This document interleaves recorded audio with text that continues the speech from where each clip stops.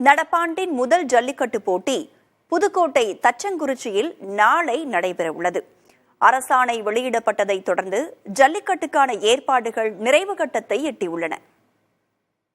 ஜல்லிக்கட்டு என்றவுடன் நினைவுக்கு வருவது மதுரை என்றாலும் அதிக ஜல்லிக்கட்டுகளும் வாடிவாசல்களும் கொண்ட மாவட்டம் புதுக்கோட்டைதான். ஒவ்வொரு ஆண்டும் புதுக்கோட்டை தச்சங்குறிச்சியில்தான் முதல் ஜல்லிக்கட்டு நடத்தப்படும். அதன்படி நடப்பாண்டின் முதல் ஜல்லிக்கட்டை தச்சங்குறிச்சியில் நடத்த தமிழ்நாடு அரசு அரசாணை வெளியிட்டுள்ளது. புனித விண்ணேற்பு அன்னை ஆலய புத்தாண்டு மற்றும் பொங்கல் விழாவை முன்னிட்டு தச்சங்குறிச்சியில் ஜல்லிக்கட்டு நடைபெறுகிறது. நாளை நடைபெறவுள்ள ஜல்லிக்கட்டு போட்டிக்கான இறுதிக்கட்டமாக டோக்கன் வழங்குவது உள்ளிட்ட பணிகள் நடைபெற்றன. ஜல்லிக்கட்டு மைதானத்திற்கு நேரில் வந்த மாவட்ட ஆட்சியர் அருணா பாதுகாப்பு பணிகள், பார்வையாளர்கள் மாடங்கள், உறுதித்தன்மை உள்ளிட்டவை குறித்து பார்வையிட்டார். தச்சங்குறிச்சி ஜல்லிக்கட்டு போட்டியில் 600 காளைகள், 300 மாடுபிடி வீரர்கள் பங்கேற்கின்றனர். காலை 8 மணிக்கு தொடங்கும் ஜல்லிக்கட்டு மாலை வரை நடைபெறும் என்று அறிவிக்கப்பட்டுள்ளது.